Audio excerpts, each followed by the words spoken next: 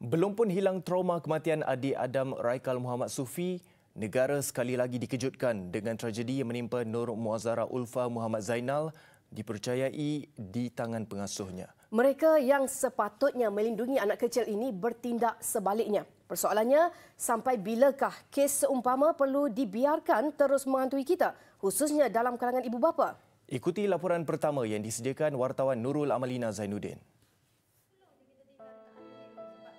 Kematian adik Nur Muazzara Ulfa Muhammad Zainal kembali menyentap amarah masyarakat. Anak comel yang baru berusia 11 bulan itu menghembuskan nafas terakhir selepas dipercayai menjadi mangsa dera fizikal dan seksual ketika berada dalam jagaan pengasuh. Apa yang berlaku dekat anak saya nak si pelaku ni dapat hukuman yang setimpal. Apa kata saya, dia kira hutang nyawa dibayar nyawa. Kematian Zara mengembalikan ingatan kita kepada kes adik Adam Raikal Muhammad Sufi yang jasadnya disorokkan pengasuhnya dalam peti sejuk. Statistik bahagian siasatan seksual, penderaan dan kanak-kanak di 11 Jabatan Siasatan Jenayah Bukit Aman menunjukkan sehingga Oktober tahun ini sejumlah 73 kes penderaan anak kecil membabitkan pengasuh. Tahun lalu sejumlah 136 kes dicatatkan. Saya bertemu sepasang suami isteri yang kehilangan anak bongsu mereka 13 Mei lalu. Bayi yang baru menjengah usia setahun didakwa meninggal dunia dipercayai akibat didera pengasuh.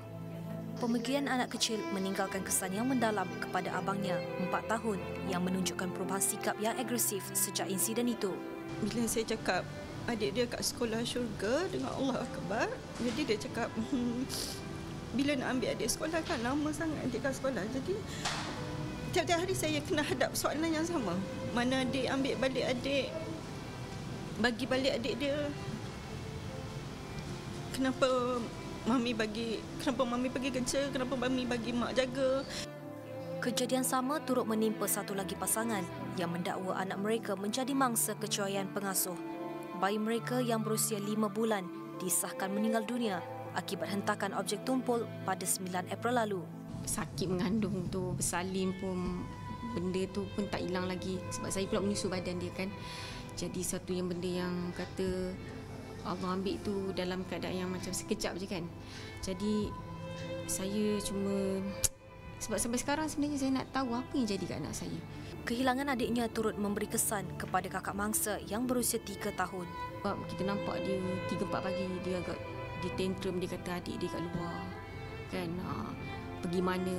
Sebab kita nak hinder mula tu memang kita pun dalam keadaan yang masih trauma kan. Jadi nak hinder permulaan tu macam cabaran jugalah sebenarnya. Memang pasal dah anak tu dah hilang.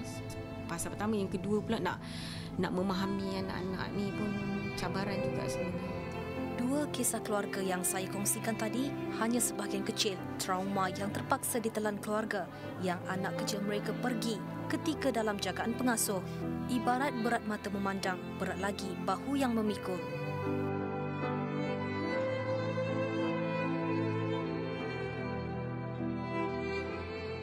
Dalam laporannya kedua esok, saya bertemu dengan Persatuan Pengguna Islam Malaysia PPIM yang mendedahkan pelbagai kes membabitkan kecuaian pengasuh yang dirujuk kepada mereka. Mampukah keluarga ini pulih daripada trauma yang dihadapi?